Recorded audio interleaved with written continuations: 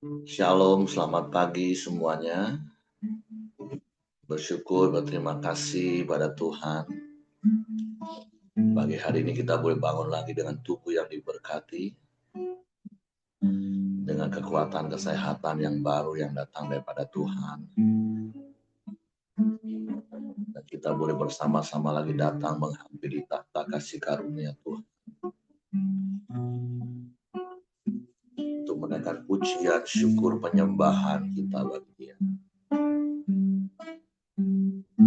Sebab Dia Bapa yang baik, Dia Bapa yang mengasihi kita. Sebab itu biarlah kita juga mengasihi Dia.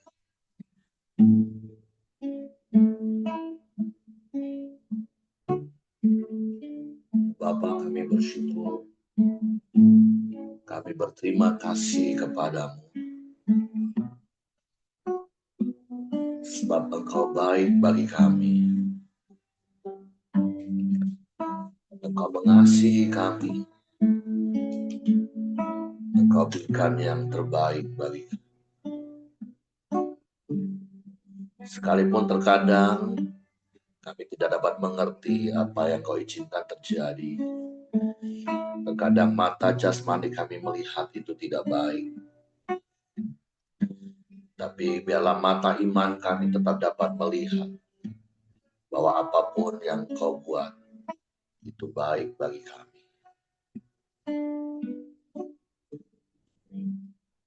Sebab Engkaulah penguasa tunggal dalam hidup kami. Engkau yang berdaulat penuh atas hidup kami.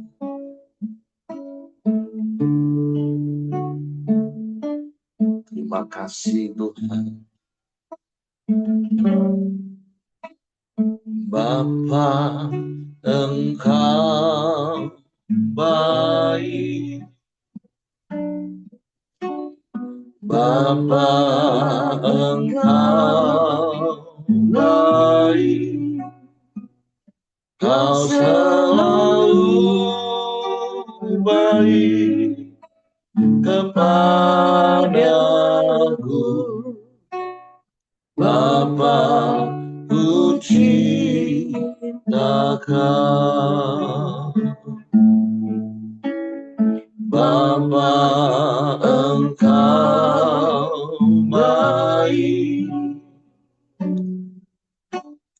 Bapa, Engkau baik. Kau selalu baik kepadaku. Bapa, ku cinta Kau. Aku memujimu. Aku menyanyimu, ku nyanyi haleluya.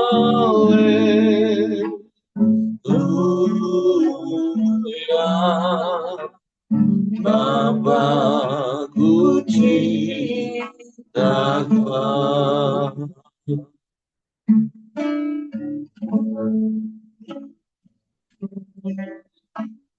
Bapa, Engkau baik. Bapa, Engkau baik. Kau selalu baik kepadaku. Bapa, aku cinta Kau. Amin. Aku memujimu. Aku menyembahmu, ku nyanyi haleluya.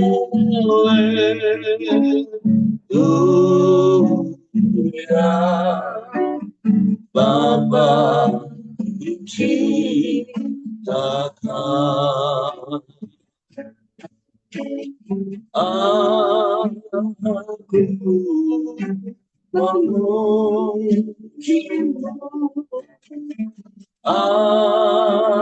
aku menyembah bernyanyi haleluya.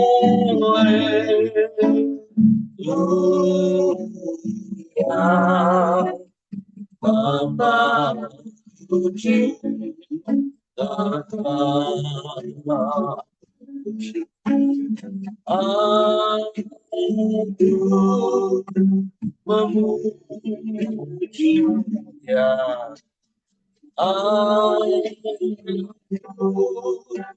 menyembah bernyanyi haleluya.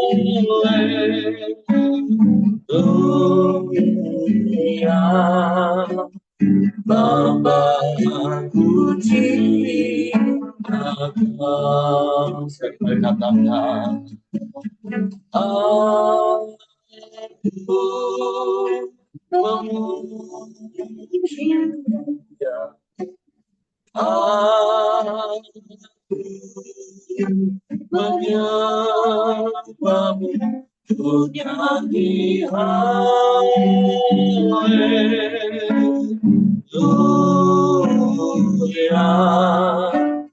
Bapa puji datang, Bapa puji datang, Bapa puji datang.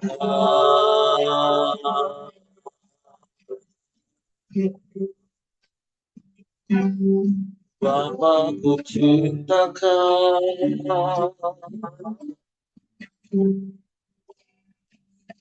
sebab Engkau yang lebih dulu mencintai kami,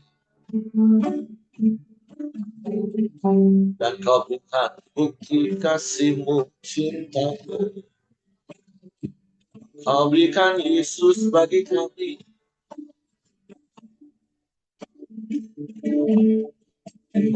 menebus hidup kami, menghapus dosa-dosa kami. Kami bersyukur.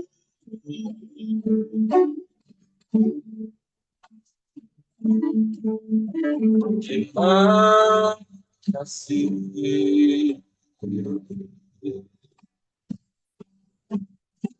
Terima kasih.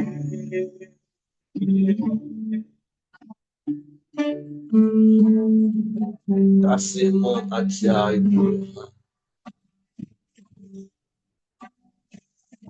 kasih-Mu sempurna dalam hidup kami. Kami bersyukur, kami bersyukur.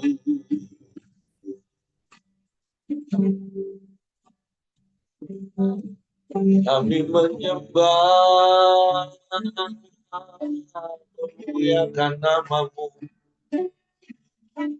meninggikan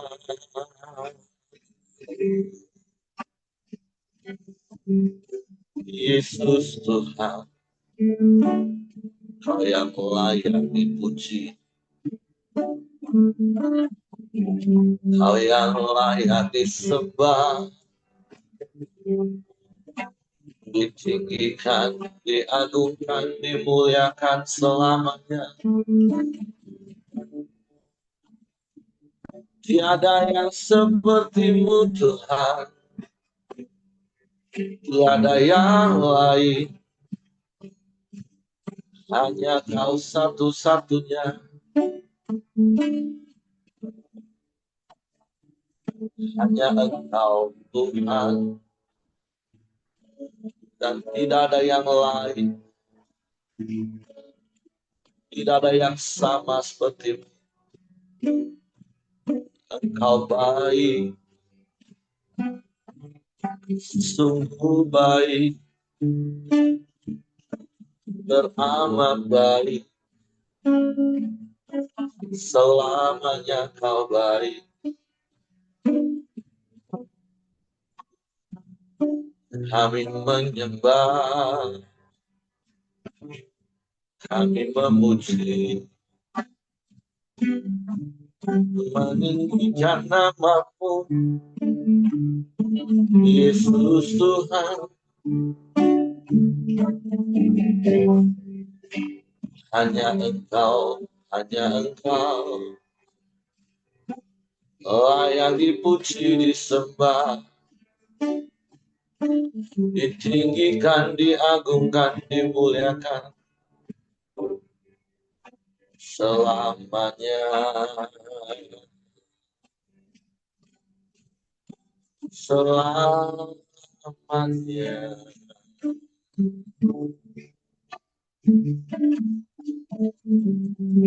Ajaib, ajaib Kau Tuhan. Terpujilah nama-Mu, terpujilah nama-Mu, Allah yang dahsyat, Allah yang hebat, Allah yang luar biasa. Engkau juga Allah yang mengasihi kami. Kau tunjukkan kasih setia-Mu setiap pagi, di setiap hari dalam hidup kami. Kemurahan dan kebajikan-Mu belaka yang mengikuti hidup kami. Sungguh kami bersyukur. Kami bersyukur. Terima kasih. Terpujilah nama-Mu. Terpujilah nama-Mu. Yesus.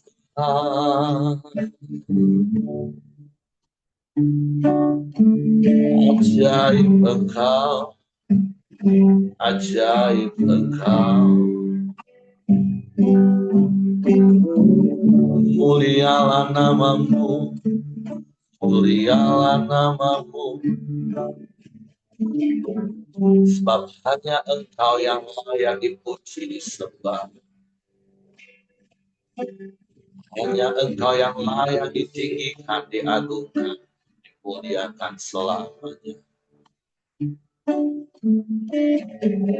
Terpujilah nama Yesus Tuhan. Terpujilah nama-Mu. Terpujilah nama-Mu. Ajaib, ajaib Engkau. Kami bangga punya Bapa yang seperti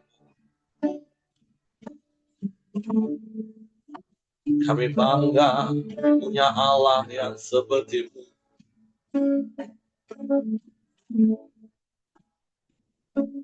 Allah yang dahsyat, yang hebat, yang luar biasa bagi kami. Engkau yang selalu ada bersama dengan kami. Engkau yang tidak pernah meninggalkan dan membiarkan kami. Dalam segala keadaan dan musim hidup kami, Engkau ada. Ebenezer, Ebenezer. Sampai sejauh ini Engkau yang menolong kami. Sehingga kami ada sebagaimana kami ada. Kami bersyukur. Kami bersyukur. Terima kasih. Terima kasih. Ajaib. Ajaib. Ajaib. Ajaib. Ajaib. Terpujilah namamu Tuhan. Terpujilah namamu. Engkau dahsyat, engkau hebat, engkau luar biasa. Tidak ada Allah lain selain engkau. Tidak ada yang sama seperti. Sebab itu hanya kepadamu hati kami percaya.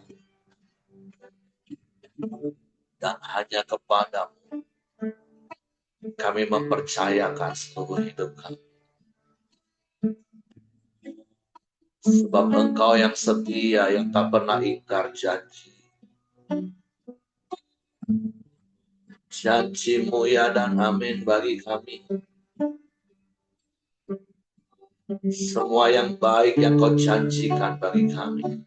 Tidak ada yang tidak kau genapi. Semua yang kau genapi bagi kami. Sebab itu kami bersyukur. Dan kami mau terus berpegang pada janji-janji firman. Percaya kepadamu dengan segenap hati kami. Dengan segenap jiwa kami. Dengan segenap akal budi kami. Dengan segenap kekuatan kami. Kami mengasihi. Kami percaya kepadamu. Dan kami mentaatimu. Sebab engkau setia.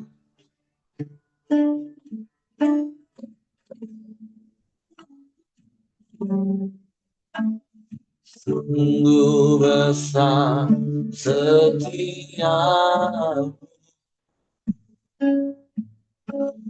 Kau nyatakan bagiku.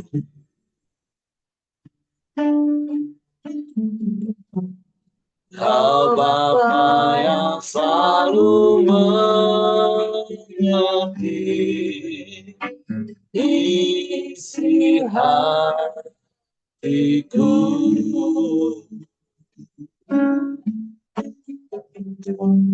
Kemuliaan kau janjikan.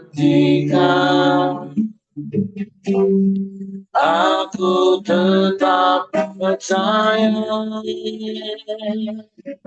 Percaya janjimu ajaib. Terukir dalam kehidupanku. Ku berserah di dalam kekuatanmu. Hanya kau segalanya bagiku. Percaya janjimu ajaib. Ukir dalam kehidupanku. Berserah di dalam kekuatanmu. Ku percaya.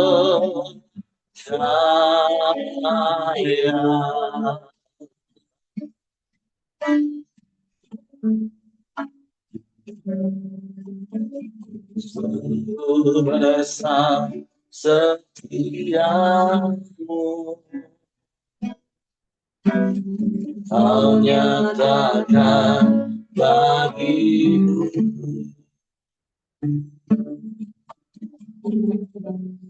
Kau Bapa yang selalu mengerti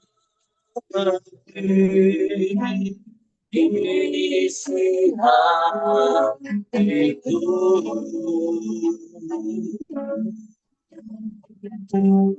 Kemuliaan kau janjikan. Aku tetap percaya, ku percaya janjimu ajaib. Amin. Terukir dalam kehidupanku, ku berserah di dalam kekuatan.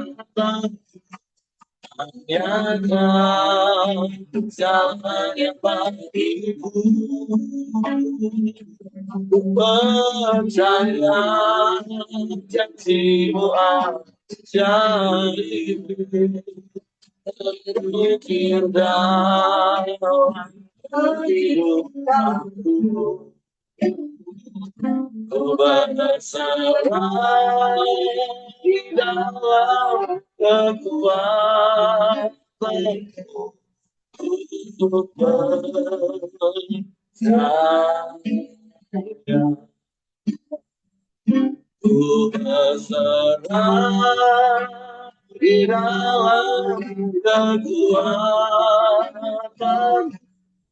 Ku percaya,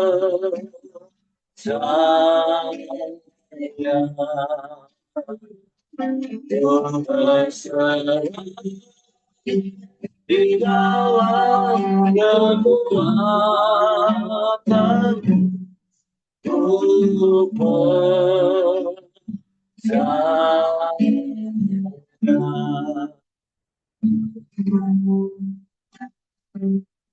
Kami mau terus berserah di dalam kekuatan kuasa tangan,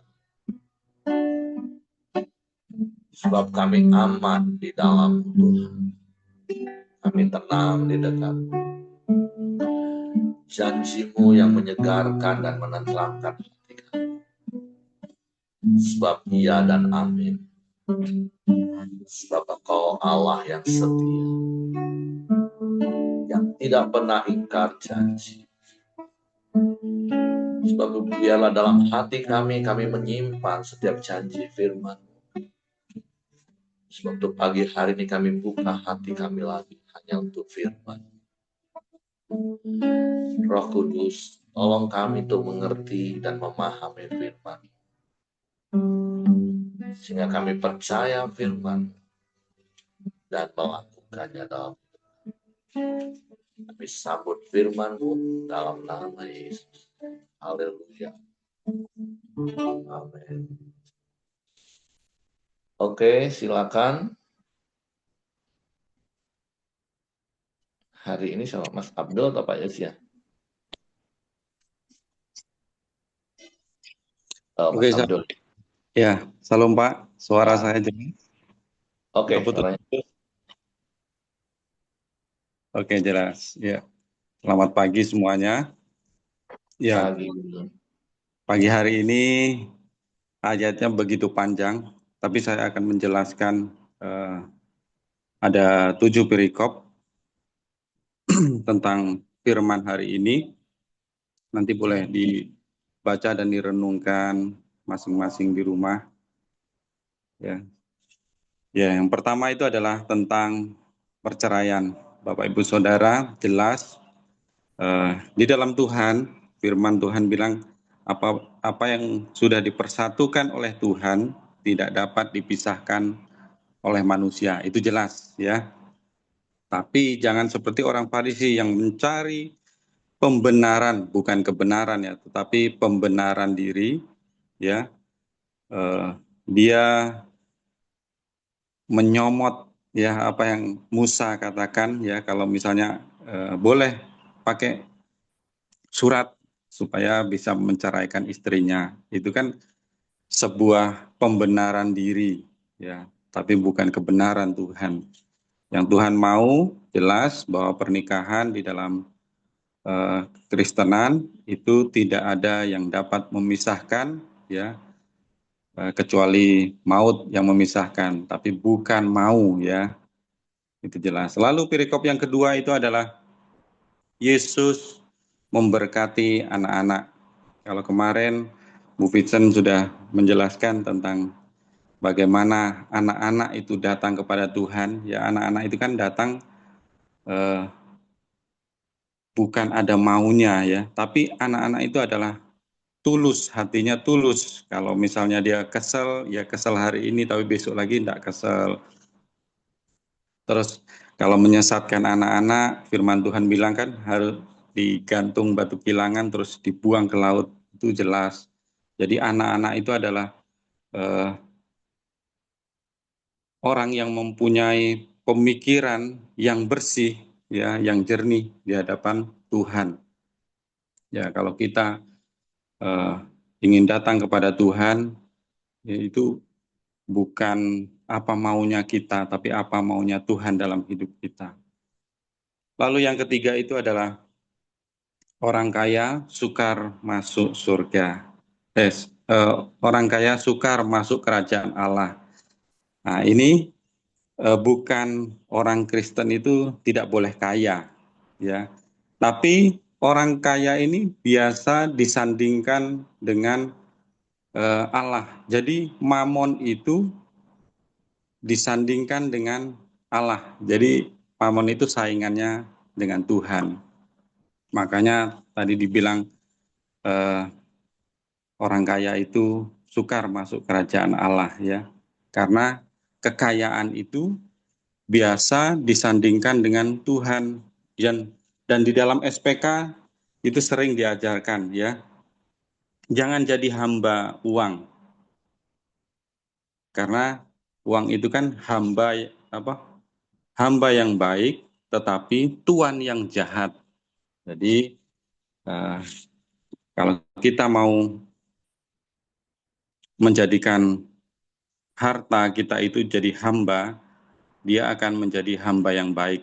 Tetapi kalau uh, uang, kekayaan itu kita jadikan tuan, maka dia menjadi tuan yang jahat.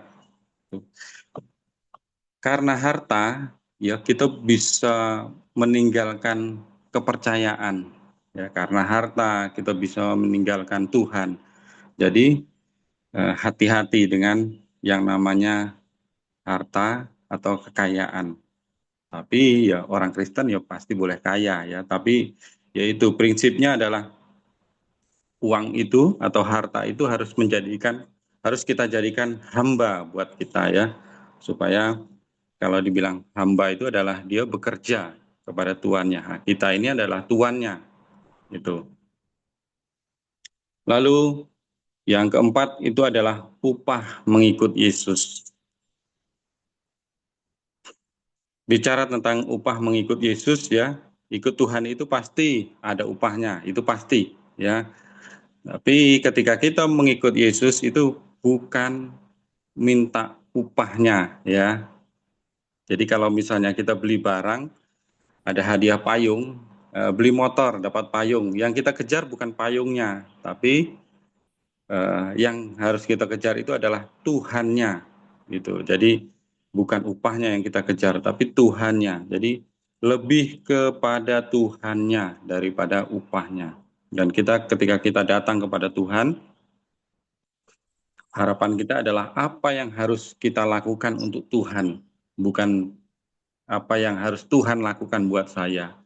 Ini kesaksian buat saya mau bersaksi sedikit buat hidup saya. Bagaimana saya bisa percaya kepada Yesus, saya meninggalkan ayah dan ibu saya sampai dikeluarkan dari apa namanya ya anak lah dibilang dikeluarkan dari garis garis harta gono gini kalau dibilang. Eh, jadi ketika saya percaya kepada Yesus bukan lagi bukan lagi harta atau warisan yang saya incar, tapi Tuhan dalam hidup saya gitu nah. Sampai saya pernah dikirimin surat, inilah harta yang terakhir dikasih sajadah, ya. Ya saya enggak merasa rugi ikut Tuhan, karena saya percaya ketika saya ikut Tuhan, saya sungguh-sungguh kepada Tuhan, Tuhan pasti memperhitungkan semuanya. Dan sampai hari ini saya lihat ya keluarga saya toh tetap menerima saya sebagai anaknya gitu. Nah, walaupun di mulut waktu itu bisa berkata, kau tidak lagi kuakui sebagai anak gitu. Tapi ya puji Tuhan sampai hari ini saya tetap eh, dipandang mereka sebagai anak, lalu saya tetap dianggap oleh mereka. Jadi ketika mereka butuh solusi, butuh apapun lah, kalau misalnya mereka butuh pencerahan, kalau dibilang, mereka bisa telepon saya. Nah, itu luar biasa. Lalu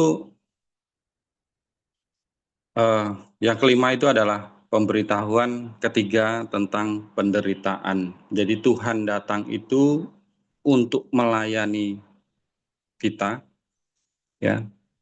Dan yang dia mau kasih tahu adalah dia itu Tuhan yang taat kepada Bapa sampai taat mati di kayu salib. Itu memberikan teladan buat hidup kita, bahwa kita ini eh, sebagai orang percaya, kita ini harus membawa dampak buat orang lain. Ya, hidup kita ini harus melayani orang lain. Jadi jangan percaya kepada Tuhan itu maunya berkat, maunya yang enak saja gitu. Tapi Yesus sendiri pun datang ke dunia itu, ya dia harus mengalami penderitaan. Dia harus mati di kayu salib supaya apa? Supaya ada kemuliaan gitu. Kalau kita percaya Yesus, kalau kita cuma maunya enak saja, ya mau yang enak-enak saja, berkat-berkat terus, apa dibilang di sini ya bukan itu tujuan Tuhan untuk hidup kita gitu nah. Lalu yang keenam itu adalah permintaan Yakobus dan Yohanes. Itu bagaimana mereka minta bahwa di sisi kanan dan sisi kiri ya untuk memerintah. Tapi yang maunya Tuhan itu bukan itu, bukan sebuah kerajaan di dunia, tapi kerajaan kekal. Maunya Tuhan, maunya Yesus beritakan ya. Maunya itu harus jadi hamba supaya engkau jadi tuan gitu. Jadi sesuatu yang eh, Yakobus minta itu adalah keinginan dagingnya, ya, keinginan pribadi dia. Tapi keinginan Tuhan itu bukan itu, gitu nah. Jadi tidak tahu maksud dan tujuan Tuhan, tapi kadang manusia itu ya seperti itu, keinginan dagingnya yang menonjol dibandingkan keinginan rohnya. Lalu yang ketujuh itu adalah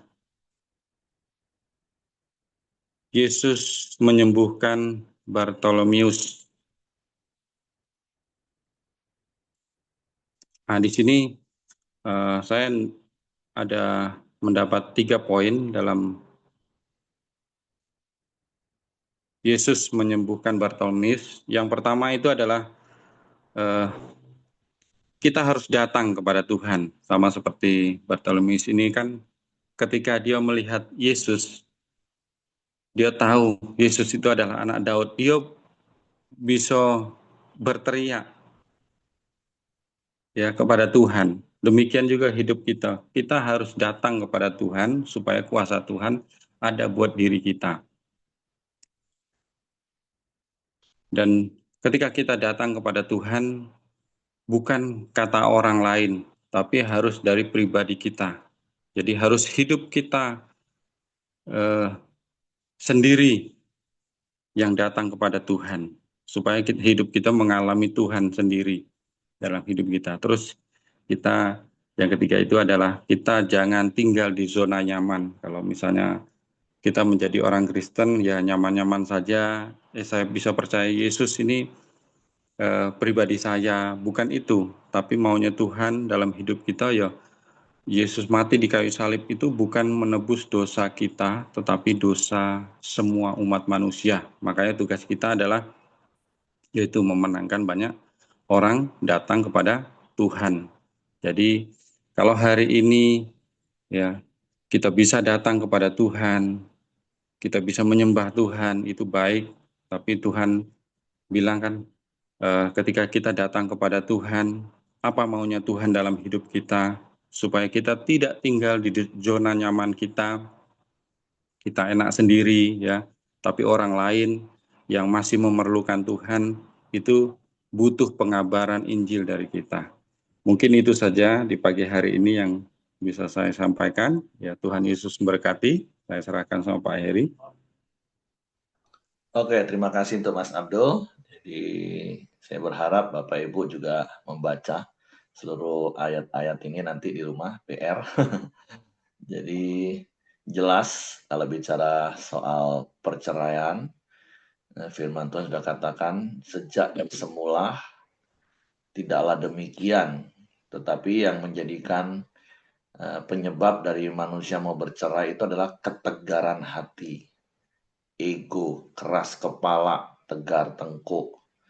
Ya, berkali-kali kalau kita menghadapi pasangan-pasangan yang sedang bermasalah, yang dengan enteng sekali ngomong cerai, ya tentulah itu karena ego, karena tegar hati, tegar tengkuk, keras kepala. Tapi tentunya kembali kepada kebenaran, tidaklah demikian. Jadi ya marilah Bapak Ibu kita yang ada khususnya dari hati kita, dari pikiran kita, kata cerai itu ya dihapus dari kamus. Nah, jadi itu sudah clear, sudah jelas. Bukan karena apapun, tetapi karena firman Tuhan. Seperti saya pernah katakan, saya pernah nasihati banyak orang yang berkata, iyalah Pak, aku berusaha bertahanlah demi orang tua. Aku tidak mau buat orang tua susah. Atau ada yang alasan, ya demi anak lah Pak, supaya mereka nggak jadi anak-anak broken home. Tapi saya selalu katakan, alasan satu-satunya nggak bercerai, itu bukan karena orang tua, bukan karena anak. Kalau karena orang tua, nanti kalau seandainya orang tuamu sudah nggak ada, gimana? Berarti kamu bisa cerai dong. Kalau demi anak-anak, kalau anak-anakmu akhirnya sudah dewasa, besar, bisa memahami keadaan, dan mereka juga sudah mandiri, kamu bisa cerai. Nah, tapi satu-satunya alasan kenapa kita nggak boleh cerai dan tidak bisa cerai, itu karena Tuhan. Karena Tuhan yang ngomong nggak boleh dan tidak bisa. Jadi mari jadi jemaat, jadi umat Tuhan yang taat apa kata firman Tuhan. Jangan kita menjadi umat yang hanya menuntut Tuhan untuk menggenapi janji firman Tuhan, tapi jadilah jemaat yang melakukan apa yang Tuhan sampaikan kepada kita. Itu jelas. Nah, kalau Yesus memberkati anak-anak, ya seperti apa yang nanti kalau hari ini Bapak Ibu melihat video renungan yang akan dikirim di komsel-komsel, karena memang sampai hari ini WA Center kita sedang di-upgrade ke bisnis, karena ternyata kalau nggak di-upgrade cuma bisa kirim 35 orang. Kalau selama ini kan bisa sekali kirim langsung 250-an sekian orang. Nah, makanya di komsel-komsel dikirim. Nah, jadi kalau bicara tentang Yesus memberkati anak-anak di renungan video itu saya katakan, marilah kita memiliki sikap hati seperti seorang anak yang tadi juga sudah disampaikan Mas Abdul. Ketika kita datang kepada Tuhan itu dengan hati yang tulus, bahkan cenderung polos. Tidak ada hidden agenda, tidak ada agenda tersembunyi untuk maksud manipulasi Tuhan. Nah, karena seringkali yang kita temukan dan doa dan harapan saya itu tidak ada dalam hati kita, tidak ada dalam pikiran kita. Ada begitu banyak orang yang menamakan diri mereka Kristen, mengaku sebagai anak Tuhan, hamba Tuhan. Tapi pada kenyataannya mereka yang menjadi tuan, mereka yang memanipulasi Tuhan, mereka yang berusaha mengendalikan Tuhan. Mereka bukan berserah dengan sikap hati ya suka-sukanya Tuhan, tapi sebaliknya suka-sukanya mereka. Sehingga dalam doa, walaupun tertata rapi, kalimatnya seperti bagus, tapi di dalam hatinya ada paksaan untuk Tuhan. Makanya sering kali kan kita dengar statement-statement yang tanpa sadar. Tanpa sadar itu menunjukkan sikap hati yang saya maksud tadi. Ya, Tuhan nggak jawab doa saya.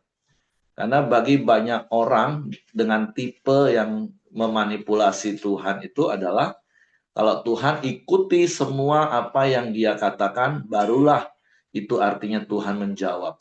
Sementara kalau tidak, berarti Tuhan nggak jawab. Nah, itu ungkapan-ungkapan hati, respon otomatis yang tanpa sadar menunjukkan bahwa mereka itu adalah bukan anak Tuhan, bukan hamba Tuhan, tapi mereka tuannya Tuhan. Karena mereka yang berusaha mengatur Tuhan, memanipulasi Tuhan. Nah, tapi firman Tuhan pagi hari ini mengingatkan dalam perikop ini, kalau kita datang kepada Tuhan, jadilah seperti anak-anak. Seperti anak-anak kita yang berlari-lari menyambut papanya pulang kerja. Nggak ada hidden agenda, tidak ada agenda tersembunyi dalam hidupnya. Tapi hanya benar-benar pure karena mengasihi papanya, rindu kepada papanya. Nah, seperti itulah harusnya kita datang kepada Tuhan, dan firman Tuhan katakan, orang-orang yang seperti itulah yang bisa menikmati kerajaan Allah. Nah, sekali lagi bicara tentang kerajaan Allah itu bukan bicara tentang surga nanti, Bapak Ibu ya, bukan. Tapi kerajaan Allah itu bicara tentang damai sejahtera, sukacita, kebenaran, dan kuasa Tuhan. Orang-orang yang hatinya tulus, bahkan seperti saya katakan tadi, seperti anak-anak yang cenderung polos, ya pokoknya benar-benar berserah total kepada Tuhan, dan nggak ada agenda tersembunyi, apalagi niat untuk memanipulasi, nggak akan pernah kecewa. Hidupnya pasti penuh damai, hidupnya pasti penuh sukacita.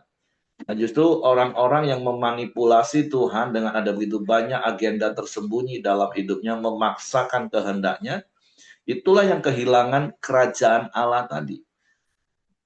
Sehingga dia bisa kecewa ketika apa yang dia ekspektasikan tentang apa yang harusnya Tuhan lakukan untuk dia, nggak terjadi. Jadi sama seperti yang kemarin istri saya katakan, mari fokus kepada Tuhan, bukan kepada apa yang Tuhan bisa lakukan untuk kita. Nah, jadi mari miliki sikap hati seperti ini, sehingga kita nggak kecewa. Kalau bicara tentang orang kaya, sukar masuk kerajaan Allah, dan sekali lagi, kerajaan Allah bukan bicara tentang nanti surga. Tapi seperti yang berkali-kali saya sering katakan, saya lebih suka menggunakan kata orang yang diberkati Tuhan. Amsal memang katakan, berkat Tuhanlah yang menjadikan orang kaya. Kaya ini kan hanya sebuah status yang nggak ada patokan sih sebenarnya bagi saya. Orang punya harta seperti apa baru disebut kaya. Nah, tapi kalau kita baca dari Kejadian sampai Wahyu, kalau berkaitan dengan penyebutan orang kaya, nah itu banyak hal-hal yang cenderung kepada hal-hal yang negatif kalau saya pakai bahasa gitu. Tuhan menentang orang kaya sukar masuk kerajaan Allah, orang kaya itu cenderung sombong, congkak, seperti kisah Lazarus dan orang kaya. Nah, tapi makanya kenapa saya nggak suka menyebut orang itu kaya. Saya lebih suka menyebut, oh si A ini diberkati Tuhan. Karena orang yang diberkati Tuhan itu artinya dia sadar bahwa segala sesuatu yang ada pada dia itu karena berkat Tuhan. Karena memang berkat Tuhanlah yang menjadikan kaya. Nah, tapi kalau orang kaya, dia merasa itu adalah hasil dari apa yang dia kerjakan. Nah, makanya lebih baik saya menggunakan kalimat, saya lebih suka ya orang-orang yang diberkati Tuhan. Dan saya percaya setiap kita adalah orang-orang yang diberkati Tuhan. Seperti berkali-kali saya katakan, orang yang diberkati Tuhan, dia sadar segala sesuatu itu datangnya dari Tuhan, maka dia akan menjadi orang yang murah hati untuk bisa menjadi saluran berkat bagi orang lain. Nah, beda dengan orang kaya. Karena dia merasa itu punya dia, usaha dia, hasil keringat dia yang udah diperes sampai habis, yang banting tulang sampai patah memata, jungkir balik sampai pusing, ya boro-boro mau mikirin orang, alangkah enaknya kau santai-santai tinggal mau terima aku yang susah-susah. Nah, itu beda spiritnya di situ Bapak Ibu. Jadi mari jadilah orang yang diberkati Tuhan, sadar bahwa semua yang ada pada kita itu milik Tuhan, bahkan keyakinan yang lain mempunyai istilah gini, semua harta itu hanya titipan ilahi. Tahu artinya titipan Bapak Ibu? Bapak Ibu pernah dititipin barang oleh seseorang? Bagaimana sikap hati Bapak Ibu? Pasti akan jaga dengan hati-hati. Kalaupun diizinkan pakai apa yang dititip Bapak Ibu, pasti akan kelola baik-baik. Tolong ya, Ami mau berangkat ya, titip ya kendaraan ya. Nah, boleh sih kamu pakai. Kadang kita pun ragu-ragu mau pakai Bapak Ibu, walaupun sudah diizinkan untuk pakai. Karena kita tahu itu hanya titipan. Nah, sikap hati seperti itulah yang harusnya kita miliki dengan yang namanya harta duniawi ini, yang kita tahu itu hanyalah titipan. Karena semua itu milik Tuhan. Nah, bagaimana dengan sikap hati kita bicara tentang harta hari ini, Bapak Ibu? Tadi Mas Abdul sudah jelaskan, satu-satunya yang bisa disejajarkan dengan Tuhan itu ya mamon, harta duniawi. Tapi jangan sampai harta duniawi itu yang menjadi tuan atas hidup kita, yang mengendalikan hidup kita. Tapi biarlah harta itu ada di bawah otoritas kendali kita. Dan kita tahu itu semua punya Tuhan. Titipan. Jadi kita jaga, kelola dengan bijak, dengan hati-hati, dan kita mempertanggungjawabkan semua kepada Tuhan. Nah, itu sikap hati bicara tentang uang. Nah, jangan sampai kita mempunyai sikap hati merasa semua itu milik kita, hasil pekerjaan kita, sehingga ya seperti ada begitu banyak orang yang kadang kita lihat bisa menghambur-hamburkan uang hanya untuk hal-hal yang ya menurut kita sih nggak penting-penting banget. Walaupun ya kita nggak bisa melarang karena itu juga hak mereka. Tapi doa dan harapan saya, setiap kita orang yang percaya kepada Tuhan memiliki sikap hati yang benar tentang harta. Bahwa kita tahu semua itu punya Tuhan, itu dititipkan kepada kita untuk kita kelola, untuk kita nikmati. Jangan lupa, bukan berarti kita nggak boleh nikmati Bapak Ibu. Silahkan dinikmati. Makanya saya selalu doakan 3 hal. Kalau saya berdoa untuk jemaat, Tuhan berkatilah lumbung perbendaharaan, keluarga umatmu ini, lewat usaha yang mereka kelola. Supaya mereka dapat kelola dengan bijak. Mereka dapat nikmati dengan sukacita. Dan mereka dapat salurkan dengan sukarela. Itu yang selalu saya sampaikan. Karena jangan juga seperti banyak orang kerja dari pagi sampai malam, dari muda sampai tua, tapi nggak bisa nikmati. Hanya disimpan, nggak disalur-salurkan, disimpan, seakan-akan uang itu bisa dibawa mati. Nggak seperti itu Bapak Ibu.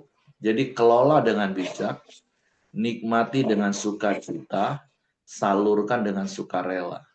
Karena kita ini hanya pengelola, bukan pemilik Bapak Ibu. Nah, sikap hati itu yang harus dimiliki oleh setiap kita. Makanya ketika orang kaya itu datang kepada Tuhan dan dia katakan, aku sudah lakukan semua yang firman Tuhan katakan, hukum Taurat katakan, aku sudah lakukan. Tapi satu hal yang Yesus tahu, sikap hati orang itu terhadap uang, itu nggak benar. Makanya ya Yesus langsung katakan, hanya satu lagi kekuranganmu. Yesus tes. Pergi, jual apa yang kau miliki, dan berikan kepada orang miskin, dan ikut aku. Nah, baru ketahuan, ternyata bukan Tuhan yang di sumber, Tuhan bukan di segala-galanya, tapi harta yang di segala-galanya. Ya mari kita cek hati kita hari ini, berkaitan secara khusus dengan harta. Apakah harta itu yang mengendalikan hidup kita? Karena kita pikir kita yang kerja, kita yang cari, kita pikir kita yang kendalikan, ternyata kita yang dikendalikan. Tapi mari miliki sikap hati yang benar tentang harta. Semua itu adalah milik Tuhan yang dipercayakan kepada kita. Kalau yang saya katakan tadi, bahasa saudara kita yang lain titipan. Kalau bahasa di Alkitab kan dipercayakan kepada kita. Mari jaga kepercayaan Tuhan. Jadilah bendaharawan-bendaharawan Tuhan yang dapat dipercaya. Dan firman Tuhan katakan ketika engkau dapat dipercaya dalam perkara yang kecil, engkau akan dipercayakan lagi kepadamu hal-hal yang lebih besar lagi. Jadi mari Bapak Ibu jadi bendaharawan Tuhan yang dapat dipercaya, yang dapat mengelola dengan bijak, sekali lagi menikmati dengan sukacita. Jadi jangan tertuduh kalau Bapak Ibu mau pergi liburan, jangan tertuduh kalau Bapak Ibu pengen menikmati sesuatu yang Bapak Ibu pengen dengan apa yang ada. Jangan tertuduh Bapak Ibu. Tapi 3 prinsip itu kan harus berjalan seimbang. Kelola dengan bijak, nikmati dengan sukacita, dan salurkan, berikan dengan sukarela. Itu sikap hati yang harus kita miliki. Maka engkau akan menikmati hidup kerajaan Allah, penuh damai, sejahtera, sukacita, kebenaran, mengalami kuasa Tuhan. Nah, itu yang Tuhan mau. Dan sekali lagi, itu akan terjadi ketika kita lakukan 3 hal yang saya katakan tadi, berkaitan dengan harta yang Tuhan percayakan kepada kita. Oke, itu saja mungkin yang saya mau tambahkan. Perikop-perikop yang lain tadi Mas Abdul sudah sampaikan, Bapak Ibu bisa baca ulang, dan Bapak Ibu bisa dapatkan sesuatu yang Tuhan mau. Oke, selanjutnya saya serahkan kepada Kak Joni Samuel.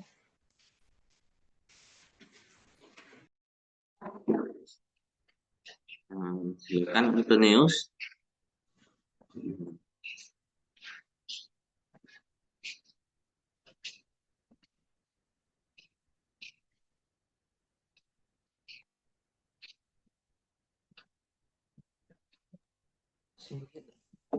Antonius suaranya masih di mute.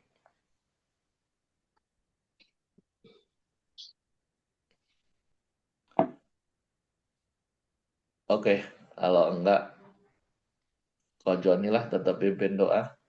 Oke, Nanti mari kita masuk. Salam semua, mari kita masuk dalam doa kita pagi hari ini. Bapak, terima kasih. Kami bersyukur Tuhan di pagi hari ini. Kasih, kebaikan dan kemurahan-Mu. Kami boleh terus Tuhan sama-sama memuji, memuliakan Engkau. Kami boleh Tuhan setiap hari kami boleh belajar tentang firman-Mu. Tuhan, nah firman-Mu terus memperlengkapi kami. Kami terus mengasihi Engkau Tuhan. Kami terus berjalan dalam jalan-jalan yang telah Kau siapkan buat hidup kami Tuhan. Terima kasih Tuhan Yesus. Berkati Abdul Tuhan yang sudah menyampaikan tentang firman-Mu. Terus pakai hidup Abdul Tuhan menjadi berkat dimanapun dia berada. Kau semakin hari semakin melengkapi dia Tuhan.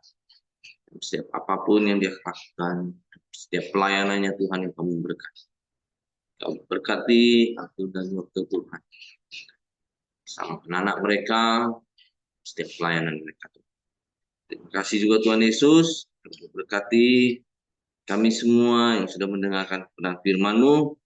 Dan biarlah kami terus boleh mempraktekkan kebenaran firman-Mu dalam setiap kehidupan kami Tuhan. Lewat hidup kami, banyak orang boleh mengenal Engkau. Terima kasih Tuhan Yesus. Pagi hari ini juga kami terus berdoa buat Engkau Wijaya Tuhan. Kau mengurapi, Kau terus memulihkan kesehatannya Tuhan. Sehingga masa tuanya Tuhan boleh terus mati kasih karunia-Mu daripada. Terima kasih juga Tuhan Yesus. Pagi hari ini juga kami terus berdoa buat Ibu Dorka Tuhan. Masa proses pemulihannya Tuhan, Kau memberkati dia, Kau memberi kekuatan, semangat Tuhan, dalam menjalankan setiap proses kemoterapinya Tuhan. Tuhan terima kasih. Kau juga terus berkati Ibu Dorka dan setiap pelayanannya. Ya, dimanapun dia berada, dia boleh terus menjadi berkat. Terima kasih Tuhan Yesus. Pagi hari ini juga doa buat dokter Lamli Tuhan, kesehatannya Tuhan, untuk terus memberkati dokter Lamli Tuhan. Kamu beri kesehatan, kekuatan Tuhan, terus menjadi berkat manapun dia berada, terus melayani Engkau Tuhan. Setiap pelayanan yang percayakan kepadanya Tuhan. Terima kasih juga Tuhan Yesus. Pagi hari ini juga kami berdoa buat bangsa dan negara kami Indonesia. Tuhan berkati Tuhan. Memberikan keamanan dan kesejahteraan buat bangsa dan negara kami Indonesia. Tuhan berkati juga para pemimpin-pemimpin bangsa kami. Mulai dari presiden, para menteri dan staf, gubernur, bupati, dan wali kota. Tuhan terima kasih. Kau juga bersyukur buat hasil bumi dan hasil alam yang melimpah yang kau sediakan buat negara kami Indonesia ini. Semua boleh dikelola untuk kesejahteraan rakyat Indonesia. Terima kasih Tuhan Yesus. Serahkan setiap doa-doa kami ke dalam tangan-Mu di pagi hari. Mari kita masuk dalam doa Bapa kami. Bapa kami yang di surga, kuduskanlah nama-Mu, datanglah kerajaan-Mu, jadilah kehendak-Mu di bumi seperti di surga. Berikanlah kami pada hari ini makanan kami yang secukupnya, dan ampuni kami akan kesalahan kami. Seperti kami juga mengampuni orang yang bersalah kepada kami. Dan janganlah membawa kami ke dalam pencobaan, tapi lepaskan kami daripada yang jahat. Karena Engkaulah yang punya kerajaan dan kuasa dan kemuliaan sampai selama-lamanya. Tuhan memberkati engkau dan melindungi engkau. Tuhan menyinari wajah-Nya dan memberi engkau kasih karunia. Tuhan menghadapkan wajah-Nya kepadamu dan memberi engkau damai sejahtera. Berkat yang besar ini yang diucapkan di dalam nama Bapa, Anak, dan Roh Kudus, dalam nama Tuhan Yesus Kristus. Setiap kita yang terima berkat sama-sama katakan, amin. Selamat pagi, Tuhan memberkati. Oke, semangat pagi, selamat beraktivitas. Tuhan memberkati.